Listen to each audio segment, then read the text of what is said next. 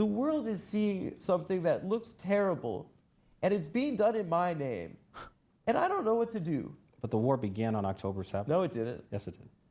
You're when Hamas ignoring... systematically murdered and made, you want. Okay. Look, we're going down a rabbit hole. We fundamentally disagree. No. But Hamas murdered and maimed you're doing the and TV mutilated thing. and abducted and tortured thousands of people. That's not television. That's a fact. That's reality. You can deny it. You can downplay it. I'm not denying October 7th. Well, you seem to be You're trivializing doing the I'm it, pro October 7th. Hi guys, this is Sahar TV, and in today's video we'll see Ritchie Torres on the Adam Friedland show talking about Israel-Palestine, and you'll see something pretty unique happening in the United States right now. Adam Friedland is a Jewish person, seems to be like a self-hating Jew, and he's trying to push Ritchie Torres to a corner. Let's watch. Hatred of Jewish people has exploded in this country. And I think it's because it's of our support of what looks to be an absolute brutality. And I think that... You think that's a justification for anti-Semitism? Here's the thing. You think Israeli government policy is a justification for anti-Semitism? My view is there's no justification for anti-Semitism. I think that... There's zero justification for anti-Semitism. Okay, you're deflecting again. I'm not deflecting. That's my position. What does it look like to have a flag with a Jewish star and I'm Jewish? And for kids to be starving right now? Why is my government... I don't want to do this fight. Let's not do like a yelling at each other thing. I really just... For me, it's... The only one that's yelling is you. For me, I had the experience of... It just sounds like you're justifying anti-Semitism, which is making me feel like... Are you crazy right now? Okay. Why would I do that? You're doing the I'm Hamas thing? I'm not saying you're Hamas, a winner. But I'm not... I think there should be... We'll do a different tack. Israeli government policy should have no bearing on... If you have disagreements with the Israeli government, you should voice your criticism of the Israeli government. But there is no justification for intimidation or harassment against American Jews. I'm telling you as a Jew right now that we are receiving a lot more hate because of what the people with the flag that has a Jewish star on are doing to other people right now. I'm telling you, as a Jewish person, how painful it is for us to say, and it hurts my stomach to say this, and you're going to say, I disagree, that this is a genocide. And that hurts to say that a Jew could do that. The amount of confidence when he said a genocide was really, really low. Like he doesn't even believe in himself. It hurts because we grew up with learning about what hatred is. We grew up learning about this.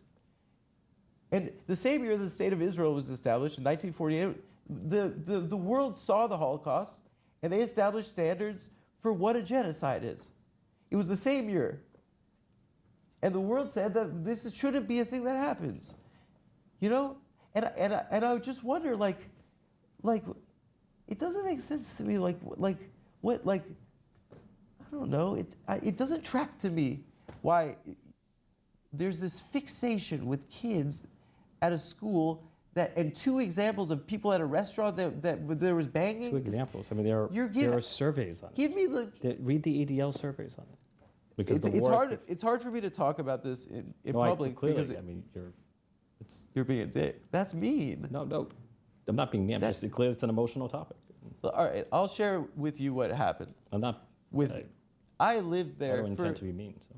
Sir, I lived there when I was 18, and I grew up a Zionist. And we were told, and our whole community in this country is told, that we have to defend Israel and love Israel because it will stop the Holocaust. It will stop another Holocaust from happening. And my dad was born in 1951. That was 6 years after these atrocities. His friends' parents, he knew these people that had been through this hell, these skeletons. And it terrified us. And the understanding in our community is that we have to defend Israel. But I lived there, and I went to a settlement at the end of my year there, and I looked down the hill at a Palestinian village, and I saw how they lived, and I turned back and I looked at the settlement and saw how they lived. And people live in a world where they're demeaned and dehumanized and surveilled constantly by people and this isn't in Gaza, by people in SWAT team outfits with semi-automatic weapons, and that's what the world is seeing. And you keep telling me that the problem is someone's getting yelled at a restaurant? I'm sorry. You're conflating two different issues. So I don't understand. Please. Me saying this to you right now will hurt people in my own family, okay? Because this is a very important thing to us. And the fact that I still fucking care about being Jewish is embarrassing. I should just be a guy. If you're that ashamed of your Jewish country, your Jewish homeland, your indigenous homeland that's been attacked time and time again just for the sake of it being Jewish, please denounce your Judaism. We don't need you as a part of the community. You're just causing harm. But this feels like a stain on our history. And it feels like it's changed what being Jewish is. Because what being Jewish isn't Israel. Judaism has existed for 4,000 years. The entire story of the Bible is talking about the returning of Bnei Israel to the land of Israel. What do you mean Israel doesn't represent you being Jewish? You pray 3 times a day towards Israel. You break the glass to symbolize the destruction when you get married of the temple in Jerusalem. You say next year in Jerusalem in various holidays when you live in the diaspora. So I guess he just doesn't understand what Judaism is. This is a country for 75 years. You know, like, it is the oldest, one of the oldest monotheistic religions. Anti-Semitism is one of the oldest forms of hatred. People in my life are going to be mad at me about this, but I'm saying this because I am Jewish. You know, and I don't understand why you would be. Look, how you define. I want to. I feel like I'm here to be lectured, not. Shut up. That's not nice. You can't talk that way. Why are one set of Jews more important than others? No one's saying any. What happened? You went to the beach in Israel? What? You went to a restaurant or something? Yeah. A nice restaurant? No. Like. Listen. Never even been to the Tel Aviv Pride Parade. So. This is the year 2025. Yeah. The world is seeing something that looks terrible, and it's being done in my name, and I don't know what to do. But the war began on October 7th. No, it didn't. Yes, it did. You're when Hamas systematically murdered and made. You want. Okay. Look, we're going down a rabbit hole. We fundamentally disagree. No. But Hamas murdered and maimed and mutilated and abducted and tortured thousands of people. That's not television. That's a fact. That's reality. You can deny it. You can downplay it. I'm not denying October 7th. Well, you seem to be trivializing You're doing the I'm pro October 7th. You're doing I'm pro Hamas. I never said you were pro Hamas. You're putting words in my mouth. It is. But you seem to be downplaying it. For the last 17 years, people have been under a blockade where they cannot leave. If you were born in a place and there's a fence there and there's a guy with a gun on the other side and he says you can't go anywhere, would you like that guy? If you treat people like animals, sometimes they're going to lash out. Look, I sincerely believe, maybe I'm wrong, that if Palestinians were governed not by a terrorist organization like Hamas in Gaza, but by a regime that was able and willing to make peace with Israel, the situation would be fundamentally different. The only reason why there's a blockade is because Hamas was elected to power in 2006, and that's why there's a blockade between Gaza and Israel and Gaza and Egypt. If they truly care about being trapped and they really want to roam free, why didn't they attack Egypt?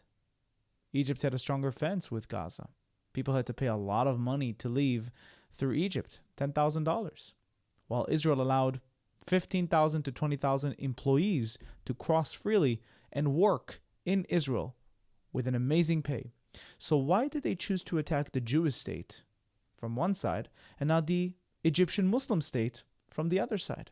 Ask yourself this question if it's about being trapped. The preconditions for this happening are undeniably something that the Israeli government was fully aware of. Why would Bibi Netanyahu... Okay, here's the question. Do you think October 7th was justified? No. Okay, I'm happy you said that. Are you listening to what I'm saying right now? I am listening to what you're saying. Why would the Israeli government... Hamas wants to eradicate the Jewish people and the Jewish state? Is that right? That's what Hamas has said, yeah. Okay. Then why would they directly give Hamas money, literally bags of cash in suitcases through the Qataris. Nearly, I think, over $1 billion in cash during this last 17 years. That's a fair point.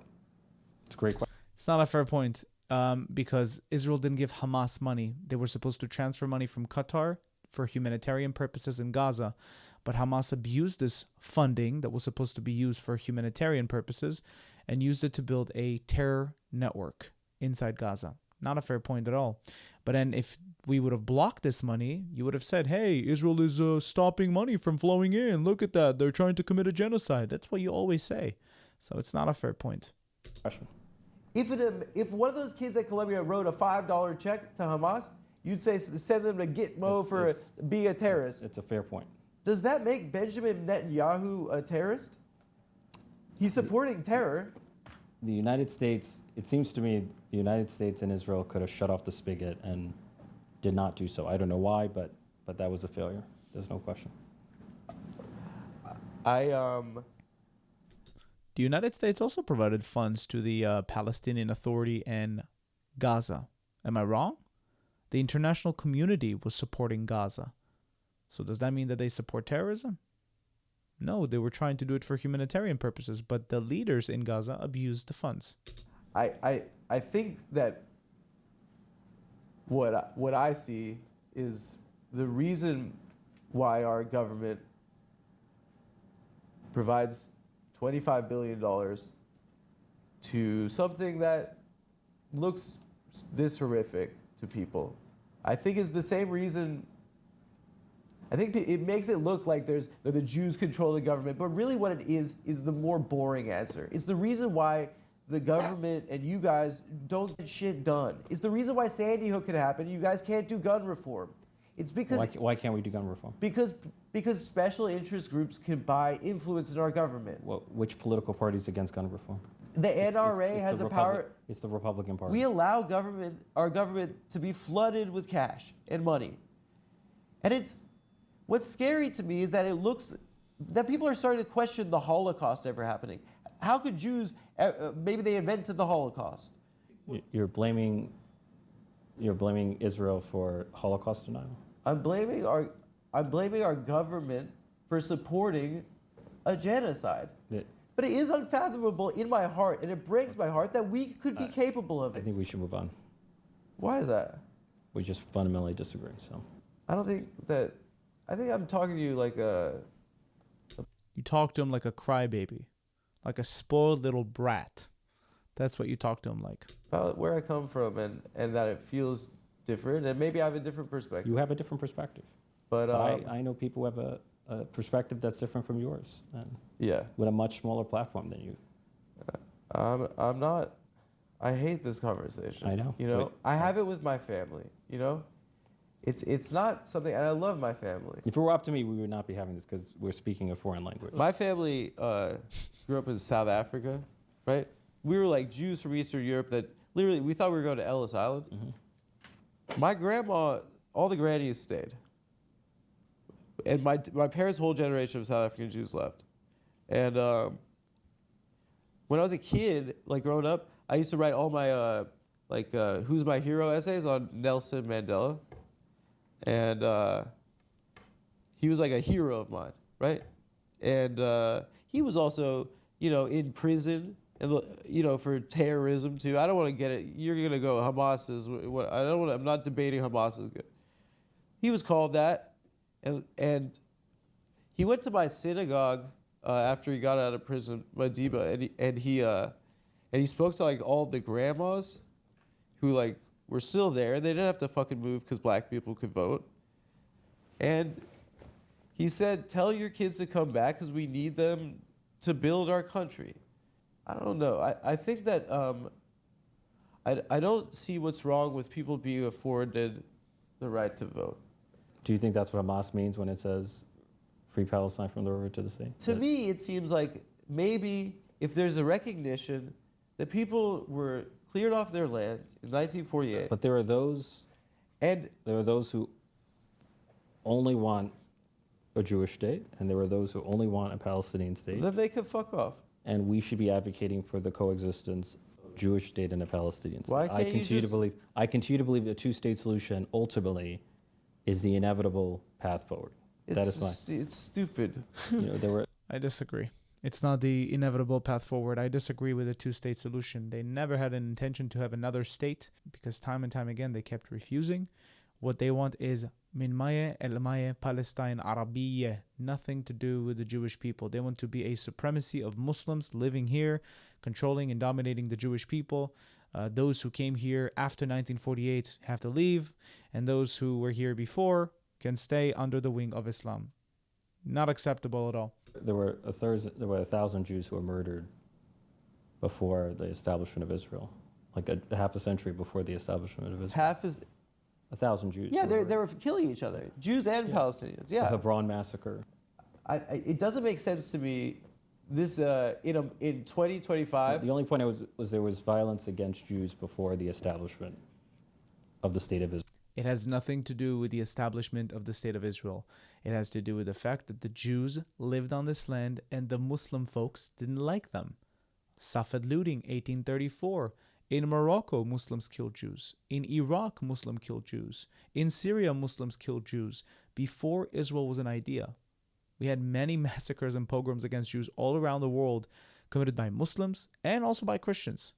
There was violence against Palestinians. And there was an ethnic cleansing in 1948. I mean, the Hebron massacre. What are you talking about right now? You're in the government? And listen, I didn't want to argue. Wait, I'm sorry, you're not familiar with the Hebron massacre in 1929? Wait, you're saying that justifies an entire ethnic cleansing in 1948? Israel was a... Whoa, this isn't even a good argument. Hold on. Israel... What are you talking about? I would have smoked the shit out of him if I was there. The Israeli government had no policy of ethnic cleansing in 1948. He's forgetting to mention that the people who started the war that caused people to be removed from the land or told to leave are the Arabs, with 6 Arab countries invading the Jewish state with one goal and one goal only: to eradicate the Jews either to the sea, back to where they came from. That was the intention, but they lost the war. So some people left before because they were told to leave. Some people left during the war because that's the outcome of war. You get refugees.